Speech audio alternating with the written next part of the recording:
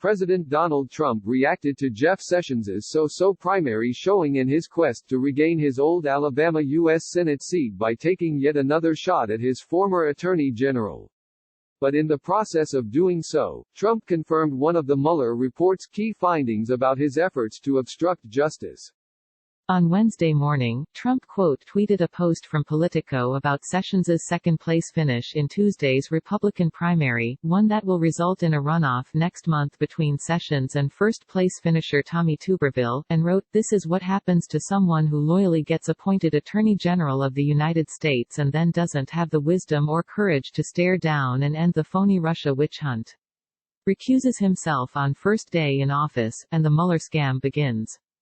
Trump's tweet is factually incorrect. Sessions actually served as Attorney General for about 3 weeks before he recused himself from the Russia probe on March 2, 2017, on the heels of revelations that he had misled senators during his confirmation hearing about the extent of his communications with Russians in 2016. But more significant than that fib is the broader point Trump communicated, that Sessions should have quickly shut down the investigation into the Trump campaign's contacts with Russia instead of recusing himself. Here's the thing, the president isn't supposed to direct the Attorney General to end specific investigations, especially ones directly involving his campaign. In fact, the perception that Trump had interfered in the Russia investigation, by firing then FBI Director James Comey 2 months after Sessions's recusal, led to special counsel Robert Mueller's appointment in the first place. As part of his investigation, Mueller investigated 10 instances where Trump potentially committed obstruction of justice. A number of them involved Trump's repeated efforts to cajole Sessions into either limiting the investigation or unrecusing himself and ending it.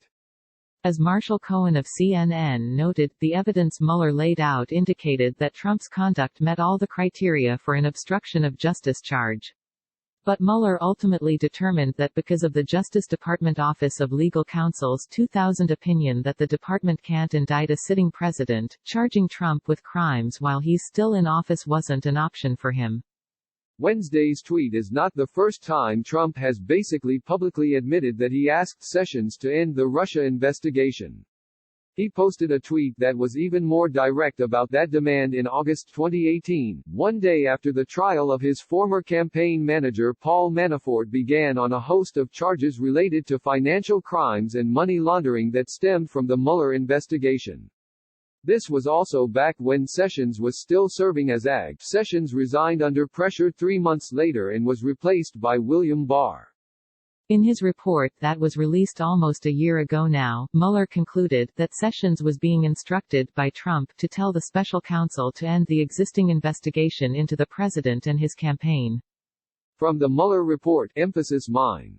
Trump's tweet on Wednesday basically confirmed the key passage in bold, that he instructed Sessions to end the investigation and became angry with him when he refused to do it. Why does any of this matter? Aside from serving as an example of how reckless Trump's tweeting continues to be, and as an illustration that his long-simmering, one-sided feud with Sessions isn't over, it's also worth remembering that while Mueller concluded Trump couldn't be charged with obstruction of justice while he's in office, he could still face charges once his presidency ends. Read in that context, Trump's tweet reads uncomfortably like an admission.